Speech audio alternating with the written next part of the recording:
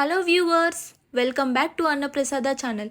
ఎంతోమంది నేను ఆ హెల్త్ డైట్ ఫాలో అవ్వాలి, ఆ న్యూట్రియంట్ ఫుడ్ తినాలి, అది కొనాలి, ఇది కొనాలి అని తపన పడుతూనే ఉంటారు. అటువంటి వారికి ఈ సలాడ్ ఒక బెస్ట్ ఎగ్జాంపుల్ అనే చెప్పాలి. ముందుగా ఇందులో మెయిన్ ఇంగ్రీడియంట్ పావు కప్పు పెసరపప్పు నైట్ అంతా నానబెట్టుకొని ఉన్నది తీసుకోండి. తరువాత వీడియోలో చూపిస్తున్నట్టుగా క్యారెట్ తురుమును కూడా ఇలా సన్నగా తురుముకోవాలి. ఒకదాని తరువాత ఒకటి సన్నగా తురుముకుంటూ సపరేట్ బౌల్లో తీసుకోండి. తరువాత కొబ్బరిని కూడా తీసుకొని క్యారెట్ లాగే ఫైన్గా చాప్ చేసుకొని ఒక సపరేట్ బౌల్లో తీసుకోండి.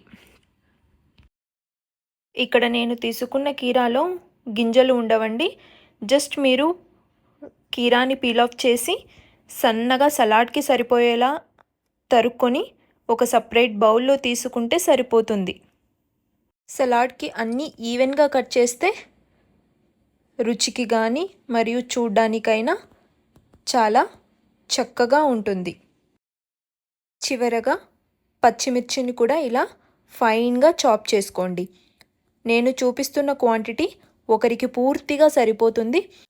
ఒక్కరికి కాకుండా ఇద్దరికి తయారు చేయాలనుకుంటే మీరు ఇదే క్వాంటిటీని డబుల్ చేసుకోండి చాలు. ఒక ఎంటీ బౌల్లో 4 టేబుల్ స్పూన్ల పెసరపప్పును నైట్ అంతా నానబెట్టినవి, 3 టేబుల్ స్పూన్ల దానిమ్మ గింజలను కూడా అందులో వేసి ఇందాక మనం తరిగిన కొబ్బరి తరుగును అలాగే క్యారెట్ తురుమును కూడా బౌల్లో వేసి చివరగా కీరాను మిర్చిని కూడా అందులో యాడ్ చేసి ఒక స్పూన్ సహాయంతో పూర్తిగా కలుపుకోండి. మీరు వెంటనే సర్వ్ చేయాలనుకుంటే ఒక టేబుల్ స్పూన్ సాల్ట్ని కూడా యాడ్ చేయండి. ఇక్కడ నేను పింక్ సాల్ట్ యాడ్ చేస్తున్నానండి. నాలాగా ఎవరైనా హెల్త్ కాన్షియస్ అయితే మీరు కూడా పింక్ సాల్ట్ని యూస్ చేసుకోండి. 2-3 డ్రాప్స్ నిమ్మరసాన్ని కూడా యాడ్ చేయండి.